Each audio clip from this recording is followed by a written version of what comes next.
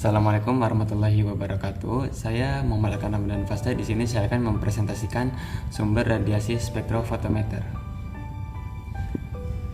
Nah, sumber radiasi ini ada beberapa syarat yang harus dipenuhi untuk menjadi sumber radiasi. Yang pertama, must generate a beam of radiation with sufficient power of energy to detect and measure. Maksudnya adalah harus menghasilkan pancaran radiasi dengan daya energi yang cukup untuk bisa terdeteksi dan bisa dihitung atau terukur. Yang kedua yaitu stable output for reasonable period, yaitu outputnya harus stabil untuk jangka waktu yang wajar. Yang ketiga yaitu should not vary with potential of electrical supply. Tidak boleh berbeda, bervariasi ya, tidak boleh bervariasi potensi pasokan listriknya. Nah, sumber radiasi ini terbagi menjadi dua yang digunakan. Yang pertama ada sumber radiasi garis, ada sumber radiasi kontinu. Yang pertama kita masuk ke jenis sumber kontinu. Nah, salah satu jenis sumber kontinu ini yang pertama adalah radiasi termal. Ini biasa dimaksud adalah pijaran. Maksudnya radiasi termal ini adalah sebuah padatan yang dipanaskan memancarkan radiasi dekat seperti radiasi badan hitam teoritis, pancaran dan penyerapan yang sempurna. Jadi ini sebuah padatan ya yang dipanaskan. Jadi dia menghasilkan radiasi, pancaran dan penyerapannya yang sempurna. Radiasi ini ada radiasi badan hitam yang biasa disebut black body. Nah, setiap benda yang memiliki permukaan dapat memancarkan panas. Setiap benda dapat memancarkan panas yang memiliki permukaan ya, dan atau menerima panas dari luar. Jadi dia bisa memancarkan, bisa menyerap. Jika benda tersebut dapat menyerap semua radiasi yang masuk tanpa memperhatikan frekuensi dan arahnya, benda ini dinamakan badan hitam. Bola berongga dengan lubang kecil dapat dianggap sebagai badan hitam karena setiap radiasi yang masuk ke dalam bola berongga hanya dapat memantul di dalamnya sehingga diserap total. Jadi dia terkurung gitu ya, isolasi sehingga sampai radiasi tersebut diserap total sampai habis. Nah, di sini ada diagramnya. At high temperate maximum shift to shorter wavelength. Pada temperatur tinggi maksimum shift pergeseran yang maksimum akan menuju ke panjang gelombang yang pendek, sedangkan pada temperatur rendah low temperate good for IR. Jadi pada suhu rendah ini bagus untuk IR, tapi visible region requires high temperature. Pada daerah visible terlihat membutuhkan suhu yang tinggi. Jadi kita bisa lihat di sini untuk daerah visible dia membutuhkan 5000 Kelvin. Akan tetapi shorter wavelength dia panjang gelombangnya pendek, dia hanya kisaran 500 sampai 1000 ini di antara ini. Sedangkan kalau untuk IR ini dia pada low temperate 3000 Kelvin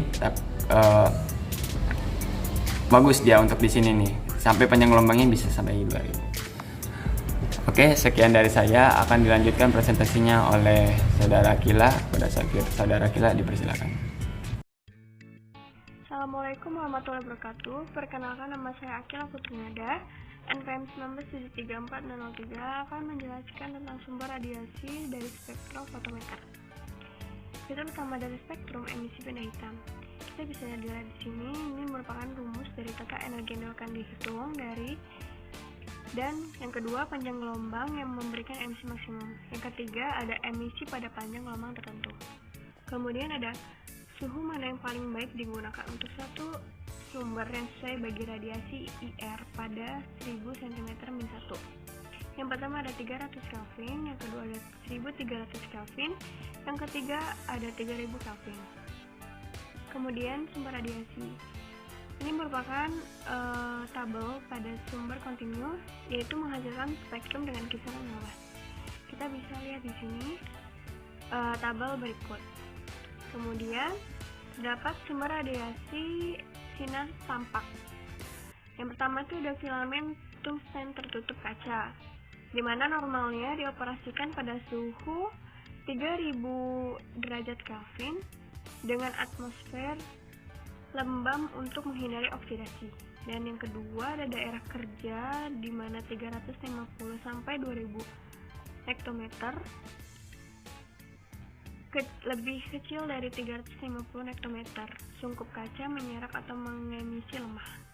Kemudian yang B, lampu tungsten halogen dapat dioperasikan lebih besar dari 3500 Kelvin dan lebih kuat atau flux tinggi. Kemudian fungsi halogen ini membentuk tungsten halida volatil yang akan redeposit pada filamen, menghindari filamen terbakar. Kemudian memerlukan sungkup kuarsa untuk menahan suhu tinggi atau yang menyebabkan turun ke panjang gelombang yang lebih rendah. Nah, sumber radiasi thermal IR black body yang pertama itu ada Nernst-Glower, leburan campuran ZrO2, Y2O3 dan THO2 dioperasikan pada suhu 1900 derajat Celcius, baik untuk IR dekat. Kemudian yang B, Goldbar, silikon karbida, dioperasikan di antara suhu 1200 sampai dengan 1400 derajat Celcius, baik untuk IR yang jauh. Dan yang terakhir ada kawat pijar, contohnya itu kawat nikrom yang paling murah. Nah, yang kedua ini ada lampu pelucutan gas atau gas discharge lamp. Dua elektrode dengan arus di antara keduanya di dalam tabung isi gas. Eksitasi dihasilkan dari elektron yang bergerak melewati gas. Nah, elektron membentuk kolit dengan gas eksitasi emisi. Nah, pada tekanan tinggi semiring, tingkat energi spektrum mendekati kontinu. Baik, sekian dari saya. Wassalamualaikum warahmatullahi wabarakatuh. Saya Ingat Gunus Muda NPM 19734018. Di sini saya akan melanjutkan sumber-sumber radiasi. Selanjutnya, lampu deuterium distribusi sama seperti lampu hidrogen, tetapi dengan intensitas yang lebih besar 3-5 kali. D2 lebih berat dibanding H2 dan bergerak lebih lambat sehingga kehilangan energi akibat benturan lebih sedikit. Berikutnya lampu busur xenon. Untuk intensitas yang lebih besar 250-600 nm, tekanan tinggi diperlukan untuk mendapat benturan yang cukup banyak untuk pelebarannya menjadi kontinu relatif berumur pendek. Selanjutnya, lampu merkuri tekanan tinggi. Tidak dapat mengeliminasi pita yang berasosiasi dengan transisi elektronik khusus walaupun pada tekanan yang tinggi. Berikutnya, laser. Light amplification by stimulate emission of radiation. Yang pertama, untuk spektrofotometri absorpsi UV vis umumnya menggunakan lampu hidrogen atau deuterium UV dan tungsten atau vis pengalihan layar.